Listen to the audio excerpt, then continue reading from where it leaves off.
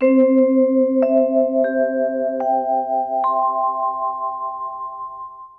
कहती है मुरहर रंदन समय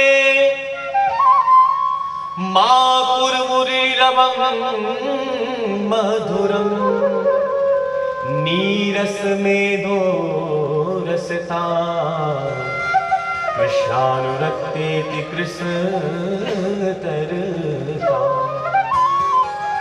मुरहर रंदन समये मुरली रवम माकुरु। आप हर समय वंशी मत बजाया करो, ये भगवान की वंशी है। किसी ने पूछा कि वंशी कौन है, तो कृष्णोपनिषद में आता है वंशस्तु भगवान रुद्र।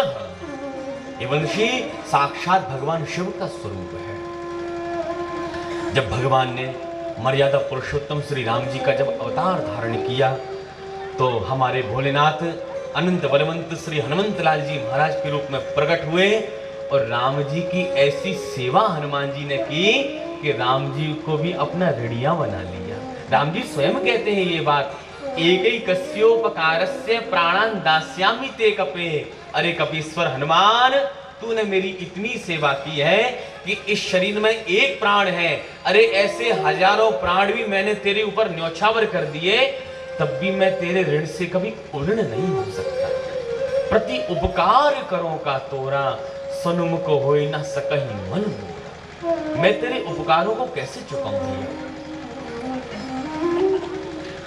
और जब भगवान ने कृष्णावतार धारण किया तो भोले बाबा से कहते हैं, हे भोले बाबा, पहले आपने हनुमान बनकर हमारी सेवा की थी, लेकिन अब हम आपकी सेवा करना चाहते हैं। तो जब ये बात भगवान ने कही, उसी समय हमारे भोले बाबा वंशी के रूप में प्रकट हो गए।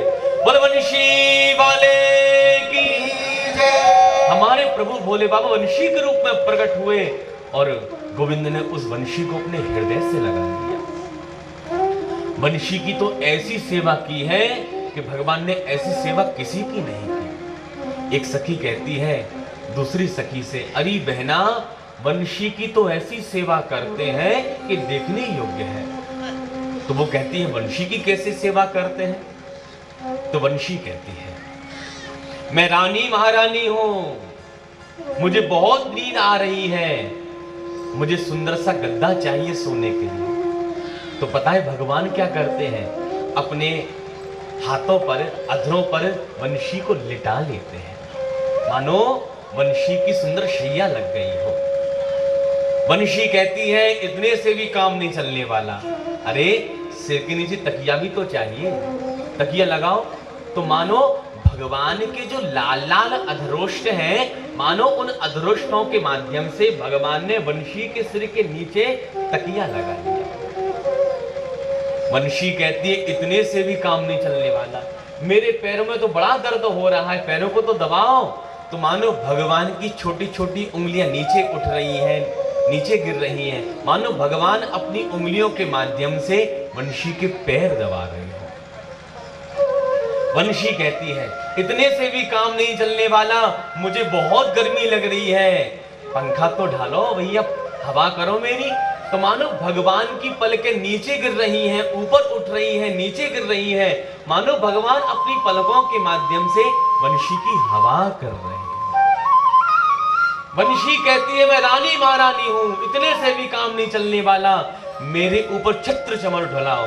तो मानो भगवान के कानों में जो कुंडल पहने हुए हैं भगवान, नासाग्र जो मोती है वो हवा से धीरे धीरे हिलता है, मानो वो कुंडल और नाग का अग्र मोती छत्र चबर का काम कर रहे हैं। नाशाग्रे बरिमौक्तिकम करतरे वेणु करे कंकणम।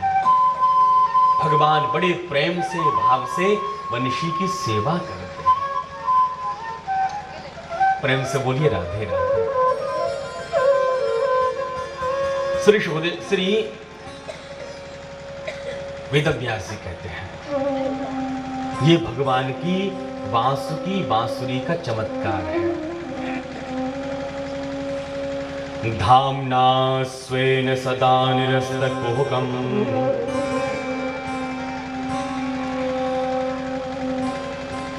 तेजो वारि मृदां यथा विनिमयो यत्र त्रिशर्गो मृषाः धाम्ना स्वेन सदा निरस्तकुहकं सत्यं परं धीमहि। यत्र त्रिशर्गो मृषाः, त्रिशर्गः अमृषः सत्यः। हमारे प्रभु वंशी वाले के 3 धाम हैं। कौन कौन से? श्रीधाम वृंदावन, श्रीधाम मथुरा और श्रीधाम द्वारिका। त्रिशर्गा अमृषः सत्यः, तीनों धामों का परिकर सत्य है, तीनों धाम सत्य है। वृंदावन का परिकर कौन कौन सा है? भगवान के ब्रजवासी, ब्रज की गोपियां, ये वृंदावन का परिकर है। मथुरा का परिकर भगवान के उद्धव, अक्रूर आदि मंत्रीगण, और द्वारकापुरी का परिकर भगवान की 16,108 रानियां। ये द्वारकापुरी का परिकर है। जब भगवान इस धराधाम पर अवतार धारण करते हैं तो अकेले नहीं आते, अपनी पूरी मंडली को अपने साथ में ही लेकर के आते हैं। अरे जब भगवान अवतार धारण करते हैं तो भाई अकेले कैसे आएंगे? भगवान से लड़ने वाला भी तो भगवान के हिसाब का होना चाहिए। विचार कीजिए, सनकादिक जो निरंतर हरिशरणम मंत्र उच्चारण करते रहते हैं, वो सनकादिक महात्मा वैकुंठ में गए। वैकुंठ का मतलब जहां सारी कुंठाएं व्यक्ति के हृदय से समाप्त हो जाती है, वो वैकुंठ। वैकुंठ में सनकादिक गए और देखिए ठाकुर जी की लीला, सनकादिकों के हृदय में क्रोध आ गए। ऐसे वैकुंठ में सनकादिकों को क्रोध आया, और किनके ऊपर? जो अपनी ड्यूटी कर रहे थे, जय विजय के ऊपर। ये भगवान की लीला नहीं है तो फिर क्या है? ये भगवान की लीला है। जय विजय को श्राप दिलवाया, क्योंकि भगवान से भी तो कोई टक्कर लेने वाला होना चाहिए, भगवान के समान। और भगवान ऐसी लीला करते हैं कि उस लीला को कोई समझ नहीं पाता। श्री राम जी महाराज किशोरी जी के विरह में वन मन भटक रहे थे। हे खग मृग हे मधुकर श्रेणी, तुम देखी सीता मृग ने। आंसू बहा रहे हैं, रो रहे हैं फूट फूट कर। भोले बाबा ने देखा, जय सच्चिदानंद कहकर प्रणाम किया। सती जी विचार करने लगी, ना तो सत्य है, न चित्त है, ना आनंद, ये काय के सच्चिदानंद? पत्नी के विरह में बेचारे जंगल में भटकते फिर रहे हैं। भोले बाबा ने लाख समझाने की कोशिश की, देवी सती मान जाओ, ये ठाकुर जी की लीला चल रही है, वास्तविकता ये नहीं है, वास्तविकता तो कुछ और ही है। कथा से चूंकि आप सभी लोग परिचित हैं। भगवान ऐसी लीला करते हैं धरा पर आकर कि भैया उस लीला को कोई समझ नहीं पाता। भगवान कहते मेरी शादी किससे कराओगे? तो भगवान अपनी माया को भी अपने साथ लेकर के आते हैं। आदि सृष्टि जही जग उपजाया, सोई अवतरहि मोर यह माया। अपनी माया को भी भगवान अपने साथ लेकर के आते हैं, पूरा परिकर। आपने वृंदावन से रासलीला बुलवाई, तो क्या रासाचार्य जी अकेले आएंगे? और अकेले आ भी गए तो क्या कर लेंगे वो अकेले? रासाचार्य जी अकेले नहीं आते, अरे अपने साथ में 10, 20, 30 पूरी मंडली को साथ लेकर के आते हैं। गाड़ी में बैठकर महाराज पूरी मंडली को साथ लेकर के आते हैं। अब रासाचार्य जी तो अकेले हैं जो लीला कराते हैं। अब सभी पात्रों को अभिनय सौंप दिया, तुमको कृष्ण बनना है, तुमको ग्वाला बनना है, तुमको राधा बनना है, तुमको कंस बनना है, तुमको नंदबाव बनना है, तुमको यशोदा बनना है। सबको अभिनय सौंप दिया। और जैसी रंगमंच पर लीला करने के लिए आए, तो जो पात्र कमरे में भाई भाई थे, रंगमंच पर आते ही कोई शत्रु, कोई मित्र, कोई पिता, कोई पुत्र बन गया। आंखें निकालने लगे एक दूसरे के ऊपर। और जब कमरे में थे तो सब भाई भाई। तो जब भगवान लीला दिखाते हैं जरा धाम पर आकर, तो लीला में कमी नहीं पड़ सकती। और ध्यान दीजिए, पिक्चर कौन सी हिट होती है? पिक्चर, मूवी कौन सी हिट होती है? जिस पिक्चर का खलनायक खतरनाक होता है। जिस पिक्चर का खलनायक खतरनाक होता है, पिक्चर भैया वही हिट होती है। विचार करो, रावण ने आतंक नहीं मचाया होता तो क्या राम जी का इतना नाम होता? कंस ने इतना आतंक नहीं मचाया होता तो वंशी वाले का इतना नाम होता? पिक्चर वही हिट होती है जिसका खलनायक खतरनाक होता है। ये भगवान की लीला है। भगवान जब आते हैं तो पूरे परकर को, पूरी मंडली को अपने साथ लेकर के ही आते हैं। धामना स्वेन सदा निरस्त कुहकम, स्वेन मथुराख्येन धामना तन्निवासिनाम, सदा सर्वदा निरस्तम कुहकम संसार लक्षणम येन तम। धाम का परिकर सत्य है। इन धामों का जो व्यक्ति आश्रय ग्रहण करता है वो कभी इस संसार प्रपंच में दोबारा नहीं पड़ता। ऐसे सच्चिदानंद भगवान के श्री चरणों में हम सब भक्त मिलकर बारंबार प्रणाम करते हैं। बोल सच्चिदानंद भगवान की जय। दूसरे श्लोक में अनुबंध चतुष्टय आया है। विषय, अधिकारी, संबंध, प्रयोजन। भागवत सुनने का अधिकारी कौन है? भागवत क्यों सुनना चाहिए? भागवत से भगवान कब, भागवत सुनने से भगवान ईश्वर की प्राप्ति हमको कब होगी? इन सब बातें, ये सब बातें इस श्लोक में दी गई है। बड़े ध्यान से आप लोग सुनो। धर्म प्रोजित कैतवोत्र परमो निर्मत्सराणां ससा, वेद्यं वास्तवमत्र वस्तु शिवदं तापत्रयोन्मूलनम्।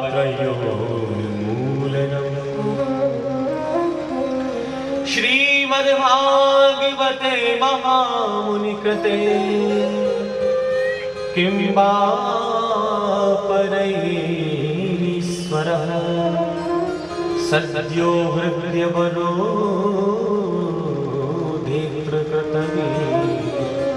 शुश्रूषवे तत्क्षणा। धर्मः प्रोजित कैतवोत्र परमः, अत्र प्रोजित कैतवः परमो धर्मा निरूप्यते। भागवत में निष्कपट धर्म का विवेचन किया गया है। भागवत सुनने से हमें परम धर्म की प्राप्ति हो जाएगी।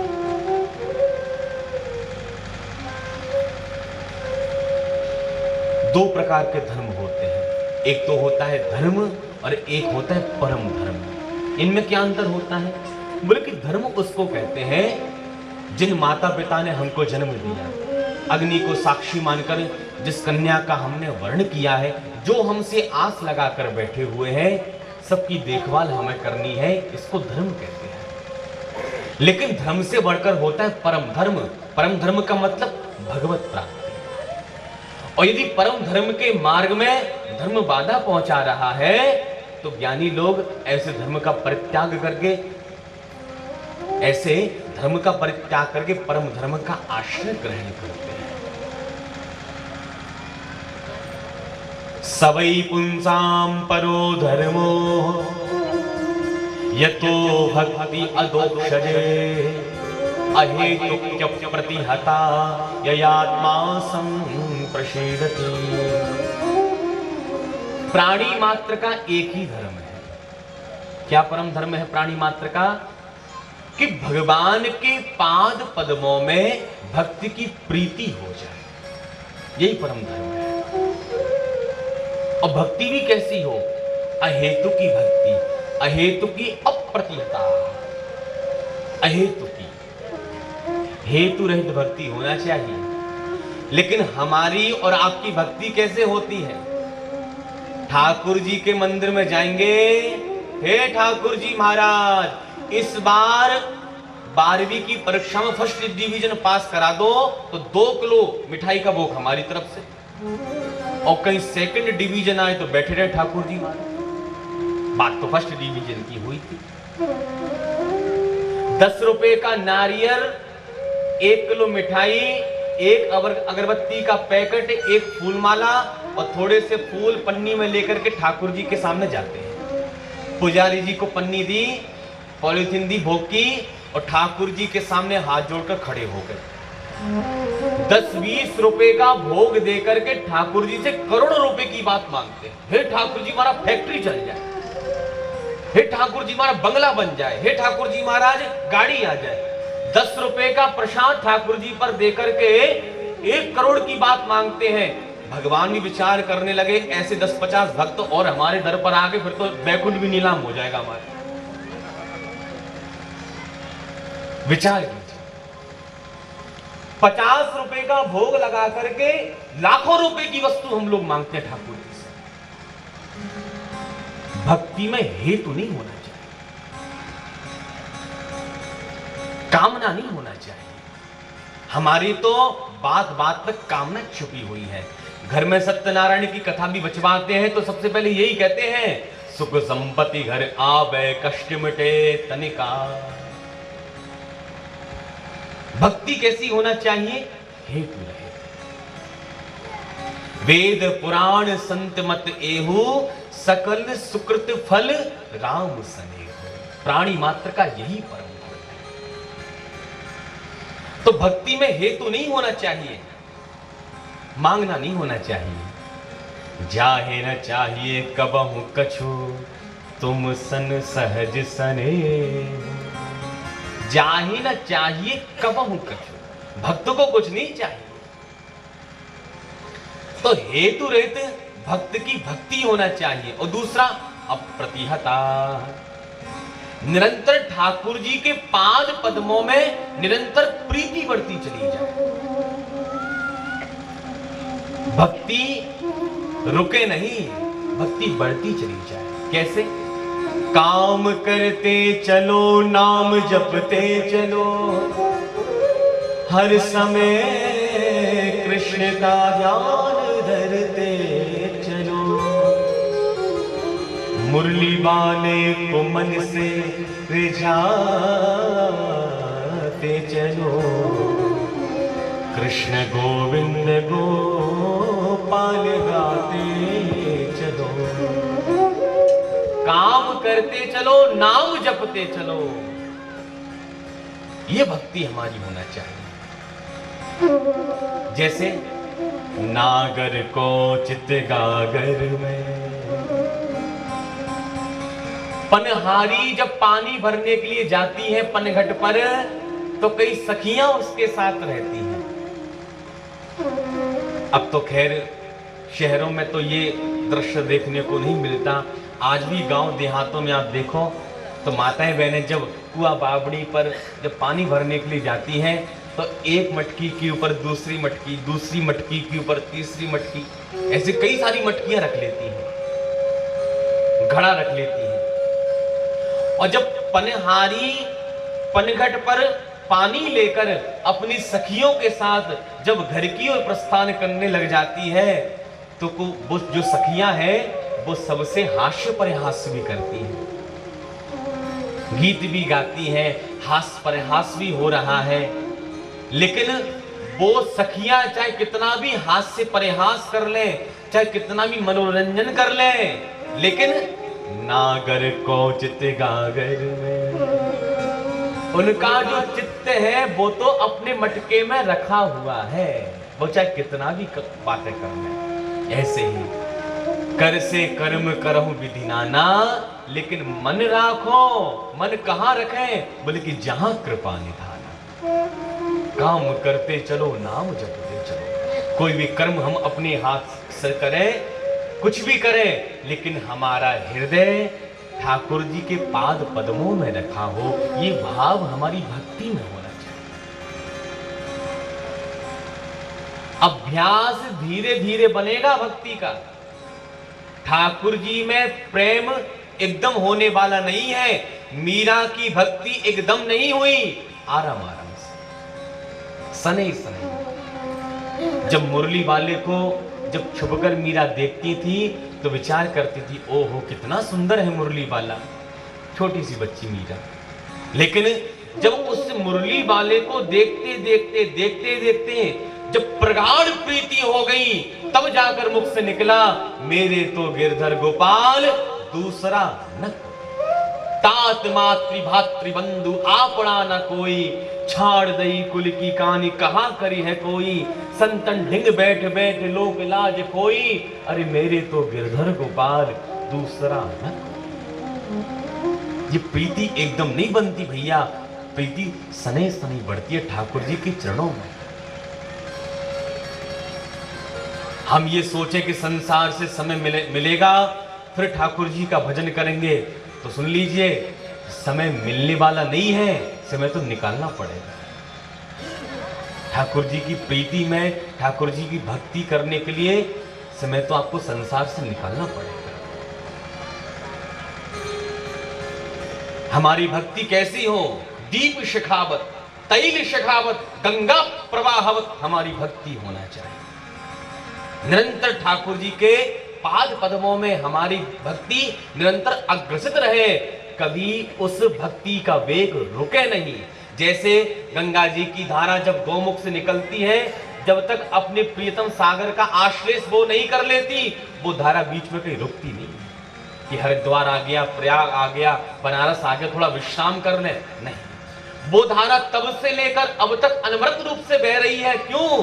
क्योंकि सागर का आश्लेष करना है, प्रियतम को प्राप्त करना है, और जब तक प्रियतम का आश्लेष धारा नहीं कर लेती, वो रुकती नहीं। जब गौमुख से गंगा मैया की धारा निकलती है, तो बड़ी बड़ी शिलाएं, बड़ी बड़ी चट्टानें गंगा मैया के सामने आ जाती हैं। तो पहले तो गंगा मैया उनको बहाने की कोशिश करती है, और जब वो धारा से वह शिला खंड, बड़ी बड़ी पहाड़ जब बहते नहीं है, तो गंगा मैया अपनी धारा को मोड़ लेती है। टकराना उद्देश्य नहीं है, उद्देश्य तो सागर को प्राप्त करना है। उद्देश्य तो क्या है? उद्देश्य अपने प्रीतम को प्राप्त करना है। ऐसे ही हमारी भक्ति रहे, गंगा प्रवाहवत, तैल शिखावत, दीप शिखावत, ये हमारी भक्ति का वेग रहना चाहिए। प्रेम से बोलिए राधे राधे।